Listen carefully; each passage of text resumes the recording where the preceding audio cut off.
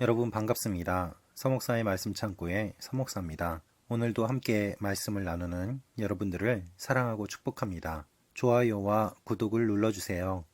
여러분과 함께 더 많은 말씀들을 나누기 원합니다. 오늘은 로마서 10장 14절에서 21절 말씀입니다. 오늘 말씀은 변명할 수 없는 내용에 대한 이야기를 하고 있습니다. 믿음이 어떻게 전해지는가, 어떻게 믿을 수 있는가에 대한 내용을 바울은 변명할 수 없는 일임을 선포하면서 설명하고 있습니다. 오늘 이 말씀을 통해 우리가 믿음에 대해 변명할 수 없음을 다시 한번 깨닫고 하나님 앞에 나아가는 시간이 되기를 원합니다. 14절, 15절 말씀입니다. 그런데 그들이 믿지 않는 분을 어떻게 부르겠습니까? 듣지도 못한 분을 어떻게 믿겠습니까? 전하는 사람이 없이 어떻게 듣겠습니까? 또 보냄을 받지 않았으면 어떻게 전하겠습니까? 기록되기를 좋은 소식을 전하는 사람들의 발이 얼마나 아름다운가 라고 한 것과 같습니다. 여러분, 예수를 믿어야 구원받는다고 바울은 이야기하고 있습니다. 그런데 믿지 않는 분을 어떻게 부를 수 있겠는가 라고 이야기합니다. 듣지도 못한 분을 어떻게 믿겠습니까? 전하는 사람이 없이 어떻게 듣겠습니까? 또 보냄을 받지 않았으면 어떻게 전하겠습니까? 그래서 이것을 거꾸로 설명하고 있지만 하나님 편에서 설명해 보면 하나님께서 보내시고 보내심을 받은 사람이 전하고 전하기 때문에 들었기 때문에 믿어야 된다라는 이야기를 하고 있습니다. 16절 말씀입니다. 그러나 그들 모두가 다 복음에 순종한 것은 아닙니다.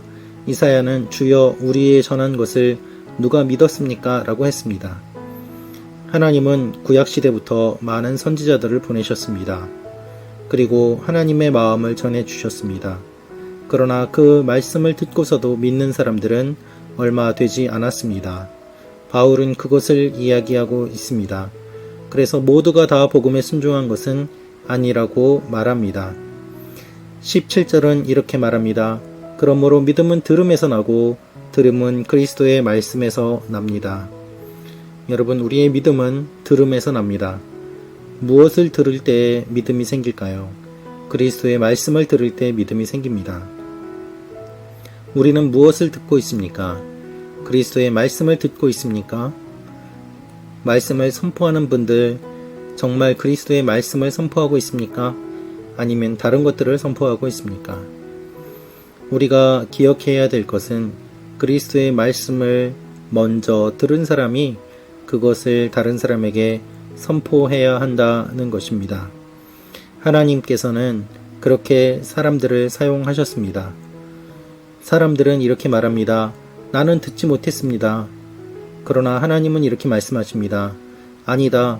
그들의 음성이 온 땅에 퍼졌고 그들의 말이 땅끝까지 이르렀다 라고 말입니다.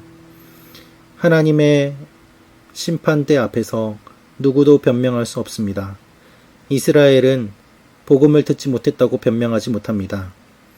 하나님께서는 분명한 원리를 말씀하시고 복음을 전하셨다라고 알려주십니다. 하나님을 찾지 않는 사람들에게도 하나님께서는 손을 내미시고 하나님의 마음을 전해주셨다는 것입니다. 그것을 이렇게 말씀하고 있습니다. 21절입니다. 그러나 이스라엘에 관해서는 내가 순종하지 않고 거역하는 백성에게 온종일 내 손을 내밀었다 라고 했습니다. 하나님은 언제나 손을 내밀어 주십니다. 하나님의 손을 거부하느냐 받아들이느냐, 이것이 우리의 믿음에 있어서 매우 중요한 역할을 합니다. 바울은 이 사실을 전하면서 모든 사람들이 하나님의 이 손을 붙잡기를 원하고 있습니다. 여러분, 우리가 하나님을 찾기 전에 하나님이 먼저 우리를 찾아주셨고, 우리가 하나님을 만나기 전에 하나님이 먼저 우리를 만나 주셨습니다. 그것이 하나님의 은혜입니다. 그래서 구원받은 입장에서 보면 모든 것이 하나님의 예비되었던 사건이고 이것을 예정이라고 표현하는 것입니다. 하나님은 우리를 사랑하십니다. 하나님은 우리를 향한 하나님의 계획을 갖고 계십니다.